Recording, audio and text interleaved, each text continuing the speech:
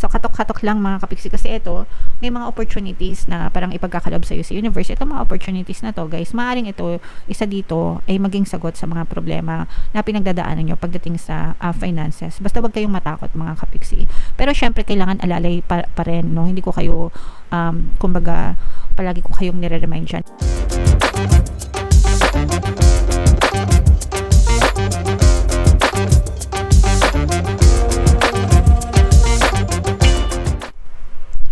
Hello guys, hello Libra. Welcome back to Pinay Pixie Tarot. Ang pamagatang episode natin for tonight is first half kapalaran. Para ngayong October. So, October 1 to 15 yan guys. Para sa Libra, Sun, Moon, Rising, Sign, and Venus. If in case hindi kayo nakaresonate dito guys, try nyo panoorin yung video dun sa monthly Taroscope nyo mga kapiksi. Baka nandun yung energy nyo guys. So, unahin natin itong deck na to mga kapiksi. Ito yung mensahe sa inyo ng inyong mga gabay. For some of you, ito yung medyo negative mga kapiksi. For some of you, medyo nagkakaroon kayo ng konting problema pagdating sa finances mga kapiksi. Kung kayo ay, let's say for example, mag-asawa, tapos meron kasi mag-asawa na si tatay lang nagtatrabaho, si nanay hindi, o kaya baliktad.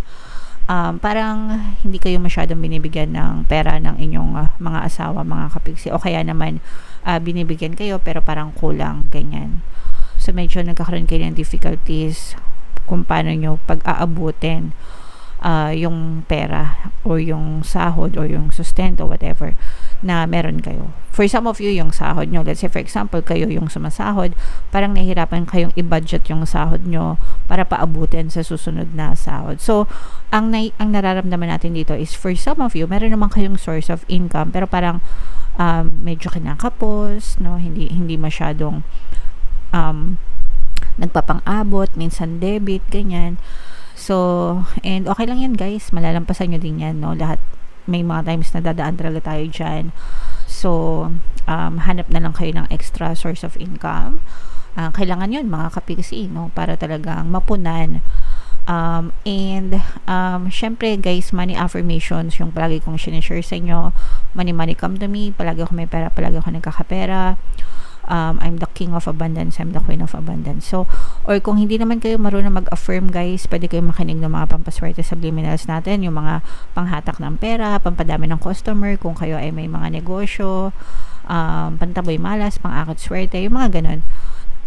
Masaganang buhay, yan, lahat ng pampaswerte subliminals natin guys, may mga money affirmations yan para maging magaan yung daloy ng pera sa inyo, makakatulong yun. For some of you, sa mga nagbabalak na mag-travel, parang medyo nagkakaroon kayo ng budget problems, no? So, medyo nagkakaroon ng delay sa travel nyo kasi yung iba parang medyo kinakapos yung budget. O kaya naman, pwedeng baliktad. Kinakapos kayo ng budget, kaka-travel nyo. Okay, so wala pa masama guys na mag-travel, basta make sure na meron kayong allocated budget para sa travel na hindi nyo gagastos sa inyong mga pera nyo for expenses nyo, di ba, or savings nyo.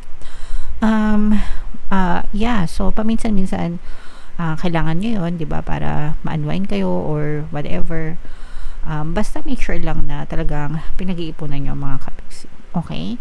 And for some of you guys, you are also being tawag dito, reminded, no, na pagbuhusan nyo ng attention yung inyong spiritual connection. So, magdasal, very important yan. Kahit once a day lang mga kapisi, as long as nagdadasal kayo, di ba, you connect with the spirits para talagang maggabayan kayo sa spiritual na aspeto ng buhay nyo, mga kapisi. Okay?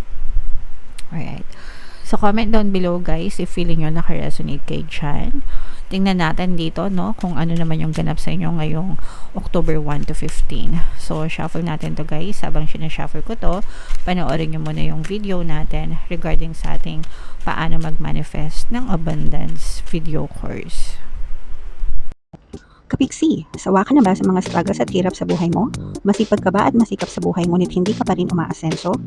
Ilang beses ka na bang nag-attempt mag-negosyo at mag-invest pero palagi ka pa rin nalulugi? Sa pagkakataon na ito ay maaaring may subconscious beliefs ka na nagiging balakid sa iyong pag-unlad at pagyaman. Introducing, paano mag-manifest ng abundance video course.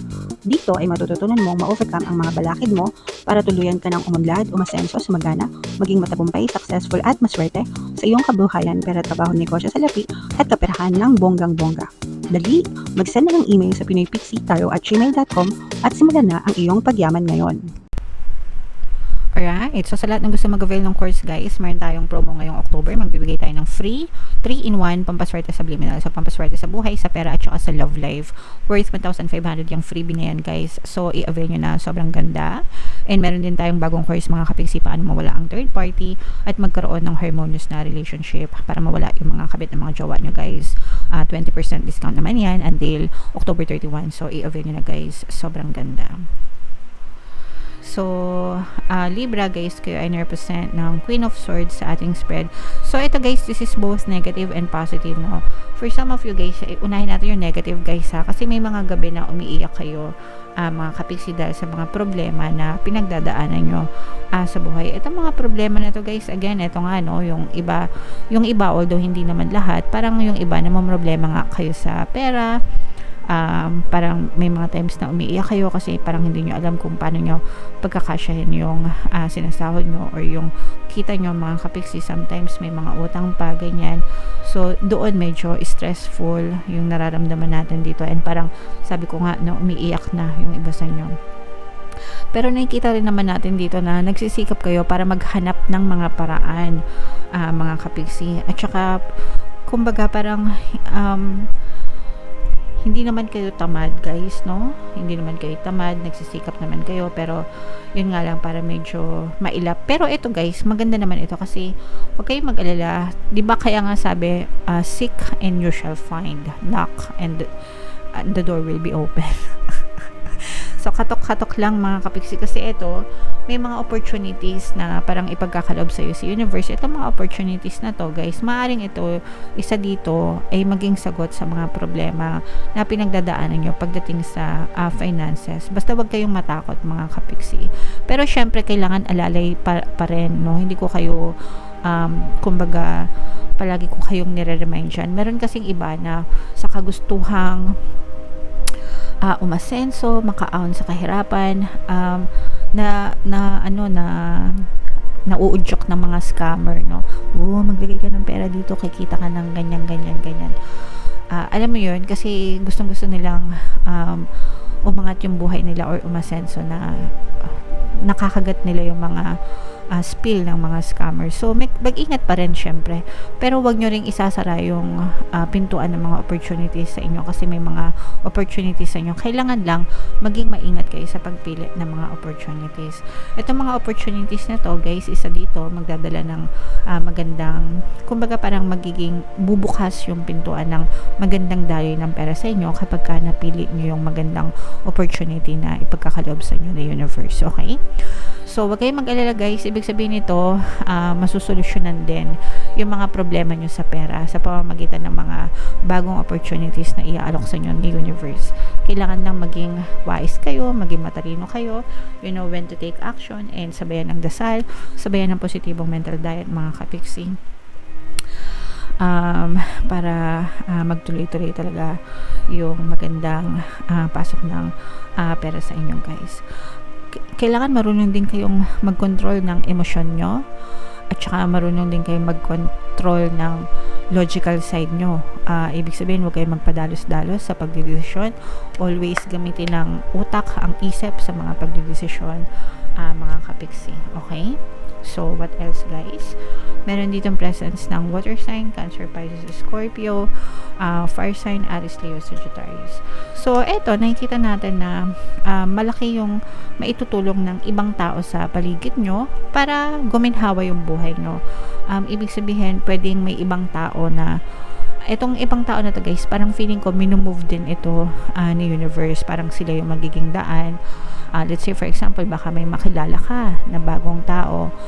Itong tao na to, marunong pala siyang magnegosyo, tapos matututo ka sa kanya. Let's say for example, nagtitinda siya ng fishball o kaya milk tea, tapos matututo ka sa kanya, i-share niya sa'yo yung mga best practices kung paano siya nagsimula, ganyan. Tapos pwede niyang ituro yun sa'yo. Tapos, parang yun yung magiging guide mo. Nagets nyo ba? O kaya naman, baka maimbitahan ka, tapos nag-aano pala sila, nagbebenta pala ng mga bahay at lupa, ganyan. Tapos parang i-invite ka, gusto mo sumama, tapos matututo ka, and then eventually ikaw din in the future magbebenta ka, tapos sasagana ka, yung mga ganun. Pero may mga tao sa paligid mo, ibig sabihin nito, parang may mga taong ipapadala sa'yo sa universe na pwedeng maging daan, okay, para masolusyonan yung mga problema mo sa pera, especially sa mga kapiksi natin na may problema sa pera. Okay, so hindi ka pababayaan ni universe, guys. Just always keep on praying and be consistent sa inyong mga pagkilos, be consistent sa inyong mga pagdadasal, and be consistent sa inyong pagiging positibo. Talagang magbabago din yung takbo ng buhay nyo. May mga secret admirer yung iba sa inyo, ay pero torpe. Sa mga kapiksi natin, no, na single and nakaka-resonate, parang merong gustong magtapat ng pag-ibig nila, or merong nagkakagusto sa'yo, meron kayong secret admirer, pero medyo natotorpe ito. Ibig sabihin, hindi siya gumagawa ng move, hindi siya gumagawa ng paraan, hindi siya nagpapakita sa'yo ng intention niya. So parang this person is admiring you from afar, mga kapiksi, pero medyo torpe. So antayin nyo na lang, guys, no, kung ito ay gumawa ng hakbang sa inyo or what. Ang importante is mag-focus muna kayo sa sarili nyo, especially sa status ng buhay nung iba sa inyo. Although this will not resonate with all, kasi hindi naman lahat kayo may problema sa pera. Yung iba lang, mga kapiksi. Alright? So yeah, comment down below, guys, if feeling nyo naka-resonate kayo, and yung mga pinapamind ko sa inyo, guys, itong mga bagong opportunities na to, itong mga swerte sa mga tao, ganyan. Yan, magbubukas yung pintuan ng kaperahan sa inyo. So yan, i-mind nyo yan sa comment section, mga kapiksi. Deserve nyo yan para talagang dumating sa inyo, guys. And huwag nyo kalimutan mag-affirm, makinig ng mga subliminals para talagang gumanda yung takbo ng kaperahan nyo. Okay? So yeah, comment down below, guys, if feeling nyo naka-resonate kayo dyan. And ito yung ating 2025 kapalaran, guys. Panoorin nyo na. And ito naman yung ating success stories ng paano mag-manifest ng abundance video course. Click here to subscribe, guys. And ito yung ating mga pampaswerte subliminals. Thank you for liking, sharing, and subscribing. And see you again next time. I love you all, guys. Have a nice day. Bye-bye.